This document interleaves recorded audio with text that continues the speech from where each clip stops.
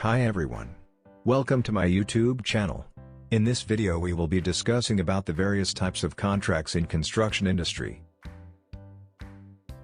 The first type of contract is lump sum contract, also known as fixed price contract. In this type of contract, the client provides the specifications and drawings with the tender document. However, the bill of quantities is not provided. The contractors work out the quantities and the rates for each item and quote a single lump sum figure by multiplying the rates and the respective quantities. This figure is only payable to the contractor. But, if client changes the drawings or specifications, then the contractors will get the amount for the change in addition to the lump sum money. Since quantities are calculated by the contracting agency, any changes in quantity during execution stage as compared to tendering stage is at the risk of contractors. Therefore, it is important that contractors work out the BOQ properly. Another type of contract commonly used in construction is the item rate contract. In this type of contract, the drawings, specifications, and the bill of quantities are given by the client in the tender document. The contracting organization has to only quote the rates for various items like concreting, rebar, shuttering, etc. and multiply them with respective quantities that are already given by the client in BOQ. Total quoted amount is the summation of these multiplicated numbers. Since everything including the BOQ is given by the client, therefore, any changes in quantity, drawings, or specifications is payable to the contractor and there is absolutely no risk to them. The third type of contract is the percentage rate contract. In this contract, the client gives everything in the tender document that is given in an item rate contract like drawings, specifications, bill of quantities.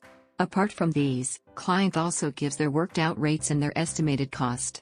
The contractors have to use the BOQ and work out their own rates and their own estimated cost, which may or may not vary with the client's cost. Then the contractor has to quote the final figure as the percentage of the client's rate. For example, if the client estimated the total project cost is 100 crores and as per the workings of the contractor they find the cost is 80 crores, then contractor quotes the final value as minus 20%. In other case, if the contractor's price is coming out to be 120 crores, then he quotes as plus 20%. This type of contract requires the client to work out detailed estimates. Hence it is only adopted by government organizations or the companies which have good funds. Another type of contract is cost plus percentage contract. In this contract the client and contractor do not work out any costs. The client directly asks the contractors the profit they want and hand over the work to the contractor who quotes the least profit. The contractor then starts the work. Whatever costs are incurred by the contractor after work is done, the client pays them that cost and also gives them the profit they asked for. For example, if the contractor asks for 15% profit and the actual incurred cost is 100 crores, then the final amount paid by the client is 115 crores. As evident, the client has no time to allow the contractor to work out their rates and hence they give them any amount they asked for. So, this contract is used when time available with the clients is very less. In some cases, the client gets the material or plant by himself and pays for the same directly to vendors and suppliers. Next, very commonly adopted contract nowadays is design and build contract. In such a contract, the client only gives some basic plans, layouts and concept drawings for the contractor to understand what are the requirements for the construction facility. The clients delegate all the responsibility of making bill of quantities, designing the facility in detail, and framing the specifications to the contractor.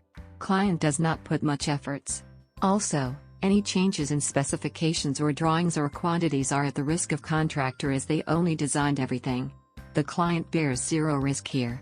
Such a contract gives more power to contractors but at the cost of their risk.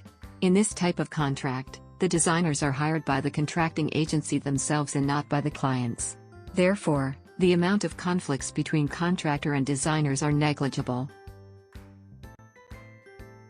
Another type of contract is the turnkey contract, also called as the EPC contract, engineering, procurement, and construction contract. As the name suggests, all the responsibility of design, procurement, and execution lies with the contractor. It is similar to the design and build, but here the concept drawings are also not provided. Instead, the client only gives a document stating the requirements. Based on that document, the contractors works out their analysis and sends the proposals as their bids. The best proposal is selected and awarded the contract. After the work is done, The client only turns the key to take the facility. Hence, it is called as the turnkey contract. In such type of contract, the client pays the payment on milestone basis. Another type of contract is the management contract. In this contract, the client appoints one managing contractor and one designer. The client only deals with these two.